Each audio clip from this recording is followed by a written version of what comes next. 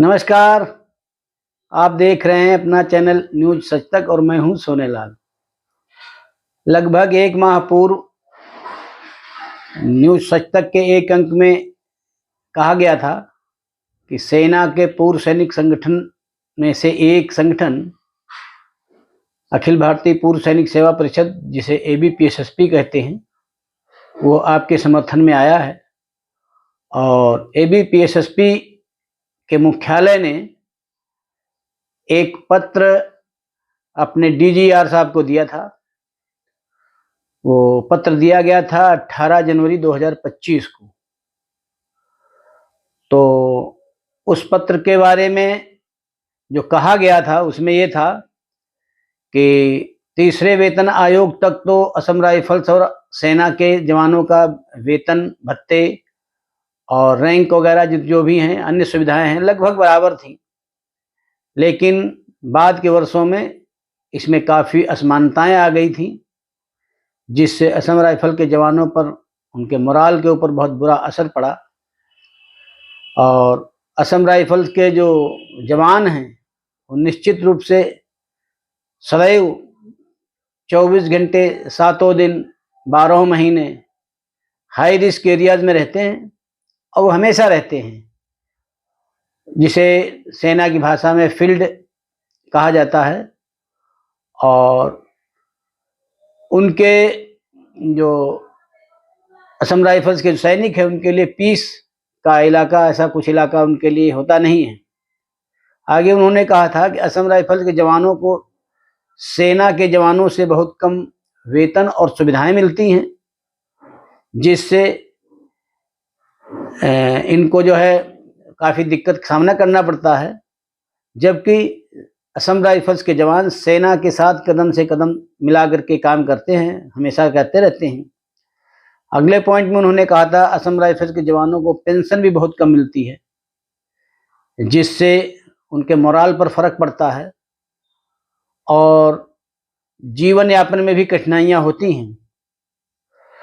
अगला विषय था उनका कि असम राइफल्स के जवानों के लिए जो रिटायरमेंट के बाद जो सुविधाएं मिलती हैं वो बिल्कुल सिविलियन की तरह मिलती हैं।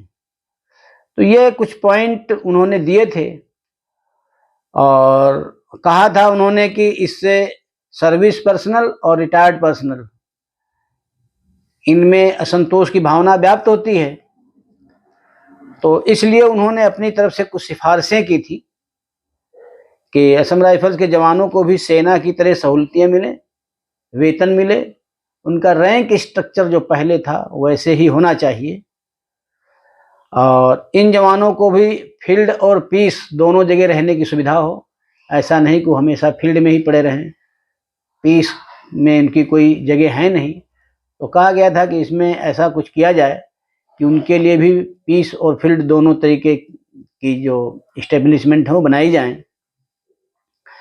रिटायरमेंट के बाद में जो इनके सैनिक हैं, इनको वित्तीय सुरक्षा इनकी सुनिश्चित हो, क्योंकि रिटायरमेंट के बाद में व्यक्ति चाहता है कि जो हमने इतने दिनों तक सेवा की है उसके एवज में हमारा जीवन यापन भी सही सलामत हो और कोई आर्थिक परेशानियां ना हो। इस विषय में भी विचार किया जाना चाहिए। और रिटायरमेंट के बाद में इनको एक्स सर्विसमैन का दर्जा मिले, ताकि ये सम्मान पूर्वक समाज में अन्य जो सैनिक हैं सेना के, उनके साथ जैसे सेवा में कंधे से कंधा मिलाकर काम करते हैं, ऐसे ही उनके साथ में रहें, उनको कोई अपनी जो है हीनता का अनुभव न हो। तो ऐसा अगर होता है तो असम राइफल्स के जवान हैं, इनके मोराल पर अच्छा प्रभाव पड़ेगा और इसके साथ ही साथ उनकी जो कार्य क्षमता भी बढ़ेगी, क्योंकि जब आदमी मोराल हाई होता है तो काम करने का उसमें ललक बढ़ ही जाती है। तो इस प्रकार से 18 जनवरी को ये पत्र दिया गया था डीजीआर हेडक्वार्टर के लिए। तो इस विषय पर डीजीआर हेडक्वार्टर से पत्र का जवाब तो नहीं दिया गया है, क्योंकि अभी तक पत्र का जवाब एबीपीएसएसपी हेडक्वार्टर पहुंचा नहीं है। लेकिन विश्वस्त सूत्रों ने बताया कि डीजीआर साहब का कहना है चूंकि ये मामला अभी भी कोर्ट में चल रहा है तो इसलिए उनका बोलना इस पर कुछ वाजिब नहीं होगा।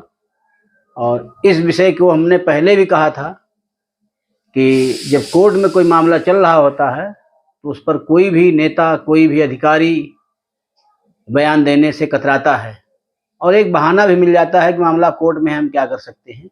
हालांकि कई बार ऐसा हुआ है, कोर्ट में चलते हुए मामलों को भी सरकार ने कोर्ट में चलते रहे और उस पर फैसले किए हैं, लेकिन देखते हैं 10 रुपये की बाजी लगी। अब किसी के पास गए तो उन्होंने बोला कि नहीं, बकरी की 4 टांगे होती हैं। अब जो आदमी अड़ गया, बोला नहीं 3 होती हैं। तो जहाँ ज़्यादा मतलब उसमें जब झगड़ा होने लगा तो उसने बोला अरे भाई जाओ, बोला जाएँ कैसे, हमारी बाजी लगी है इसमें 10 रुपये की।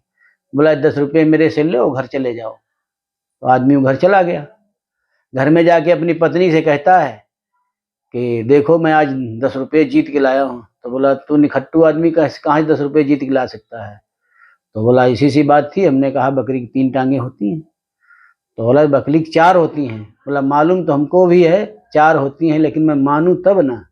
तो वही हालत है, हमारी समस्याओं को, हमारी दुश्वारियों को जानते सब हैं, चाहे वो गृह मंत्रालय हो, चाहे रक्षा मंत्रालय हो, चाहे भारत सरकार हो, चाहे DGR के अधिकारी हो, लेकिन मानने को कोई तैयार नहीं है कि इनके साथ ये अन्याय हो रहा है। अंक में भी इस चीज का जिक्र किया था कि एक हाई कोर्ट का जज अगर किसी का कत्ल भी कर देता है तो उसके ऊपर बहुत आसानी से आप जो है मुकदमा नहीं कर सकते, उसको जो है नौकरी से बर्खास्त नहीं कर सकते, उससे इस्तीफा मांगा जा सकता है और नहीं देता है तो आपको संसद में जाना पड़ेगा और संसद से आप उसके ऊपर अगर होता है सांसदों का, उसके बाद ही कोई कार्यवाही की जा सकती है। तो ये मामला है, इसलिए अभी हमको और इंतज़ार करना है, क्योंकि जिस हिसाब से भी मामला चल रहा है, DGR साहब के भी हाथ बंधे हुए होते हैं, उनको तो जो अधिकार हैं उनके तहत ही काम कर पाएंगे।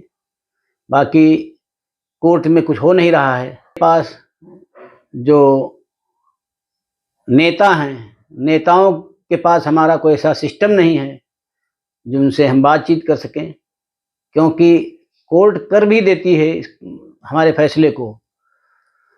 अगर कोर्ट हमारे फेवर में भी फैसला करती है तो सरकार को करना है, और सरकार अगर नहीं चाहती है तो कई ऐसे मामले देखे गए हैं जहां पर सुप्रीम कोर्ट तक ने आदेश दे दिए हैं और सरकार ने उसको लागू नहीं किया हुआ है।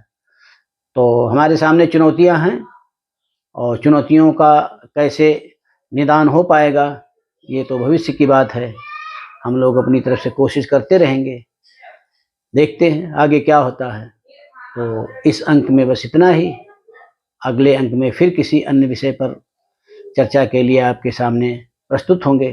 तब तक आप हमारे चैनल को देखिए, शेयर करिए, लाइक करिए और सब्सक्राइब करिए। धन्यवाद।